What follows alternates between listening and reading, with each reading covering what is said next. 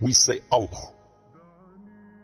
Okay, so that's God to the Muslims. Some say it's not even the God of the Christians and so on. It's just a God. Some even said it's a moon god. But let us now look at the linguistic of the word Allah. It in itself is the beauty of Islam, because the word in Arabic doesn't mean God. Just in case you thought it did, it doesn't. Because we have a word in Arabic for the word in English, God. It's called eloh. Eloh, God. God, eloh. That's the word. But when we speak about the one and only God, the one that's to be worshipped, the God of Adam, the God of Abraham, and the God of Moses, God of Jesus Christ, peace be upon him, and the God of Muhammad, peace be upon him, we're talking about essentially the only God that's worthy to be worshipped. No other God. Now, what would be the proof of this? I realize that we have a lot of detractors who will say, no, it's not true, I don't believe it. Let's get a proof from the English translation of the Bible. That's a good place to start. Around the earth, there are many hotels and motels. And almost every one of them that you go to, there's a drawer beside the bed that when you open it up, you'll find a book in there and you'll take it out. Now, what is that book? And you already know the answer. It's the Bible. It's the Gideon publication of the King James Version of the Bible.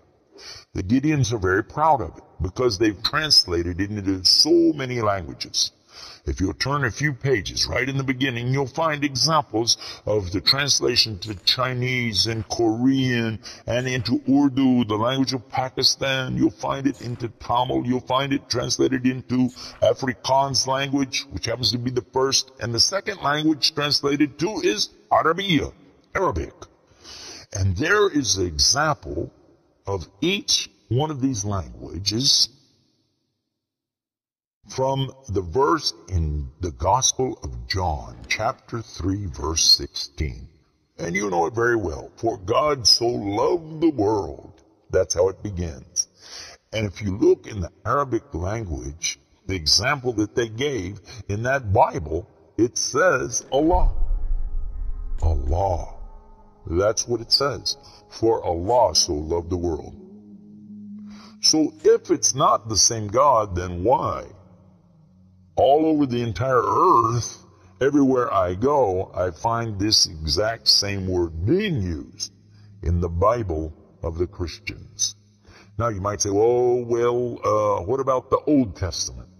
Page 1 of the book of Genesis, of the very beginning of the Quran, page 1 has 17 verses. And there's the word Allah, Alif, Lam, Ha, 17 times.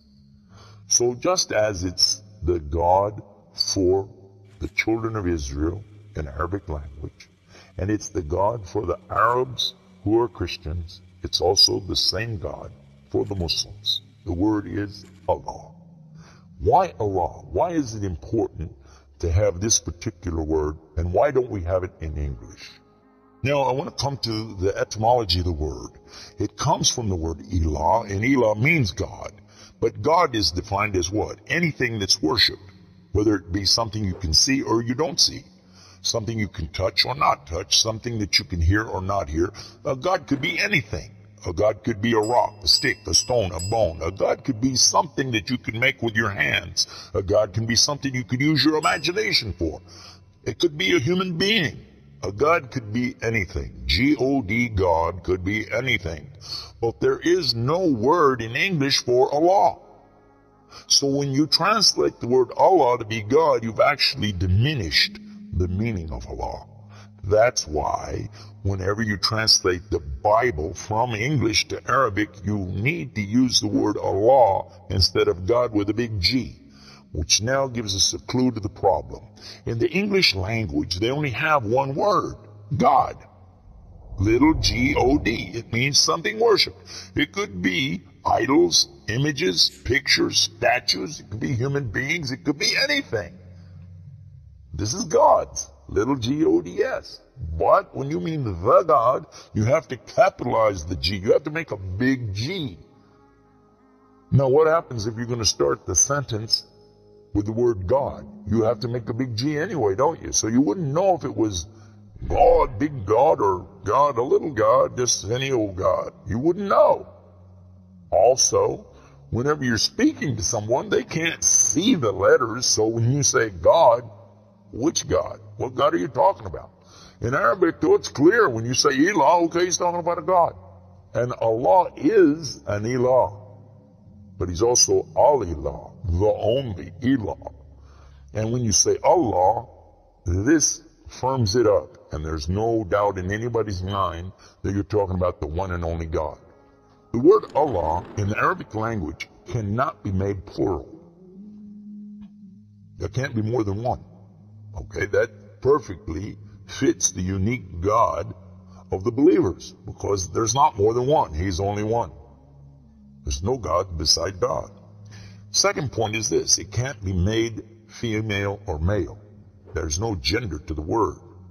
In Arabic, all the words have gender. All words have gender.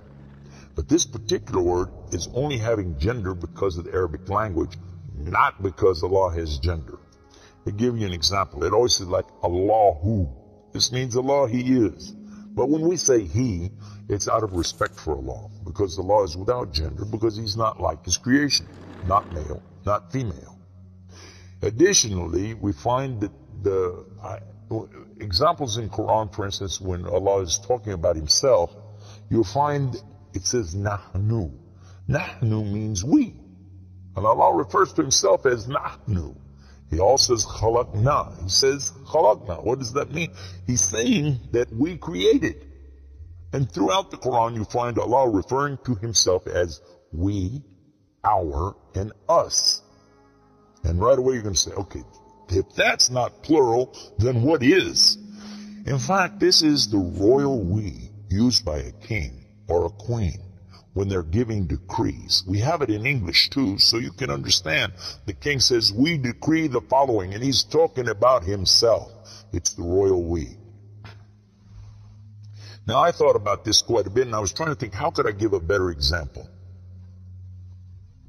After all, most of us, myself included, never met a king, never met a queen, and so I'm not really familiar with that usage. Although it's there, I'm not sure what you're talking about. So then, in studying the English language, we find that it's true that we do that when we speak to someone directly. Watch this. When I say, for instance, this cup. Okay. I would say, this is a cup. This is a cup of tea. I would say, this book is. I would say, those artifacts are. Those are. This is. These are.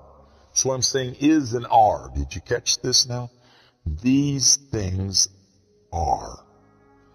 This is. Now when I speak to a human being, how do I do this? Well, I will say, you guys. All of you are. All of you are. A-R-E. But when I speak to somebody directly, do I say you is or you are? I will say you are. Why? Simply because this is the respect, honor, and dignity that I'm giving. There's no plural there. When I say to you, you are my friend. You are a lovely person. But why am I saying are? Why aren't I saying is? You is my friend. You is a lovely person. You'll say, man, this guy doesn't know English language. And in fact, that's how we can understand this usage of we and our when Allah is talking about Himself. This is the same as when I say I. I don't say I is, I say I am. And again, it's to show the, not plural, but rather the specific nobility, dignity, and honor that you give to the one who's speaking about himself and to the one he's speaking to. And in the same way, that's exactly what Allah is doing when He says Nahnu and Khalaqna and other examples throughout the Quran. So now what we've learned is that Allah's name itself is the perfect name for Allah. It is something that is so fantastic to describe who He is and who He isn't. The one and only God. There's none other like Him. nothing like unto him, Allah, and at the same time, the dignity, the royalty, the honor that's due him is contained in his name. Not like anything else, not male, not female, and yet he is the all Allah, the only God. Please subscribe to our channel. Kindly like, share and comment on our videos. If anyone benefits because of your like and share, then God may provide you with unlimited reward, which is called sadaqatul jariyah in Islam. Sadaqatul jariyah is continuous rewards received for good actions, deeds, and spreading knowledge. It is a gift that not only benefits us in this life, but also benefits us and our loved ones in the hereafter.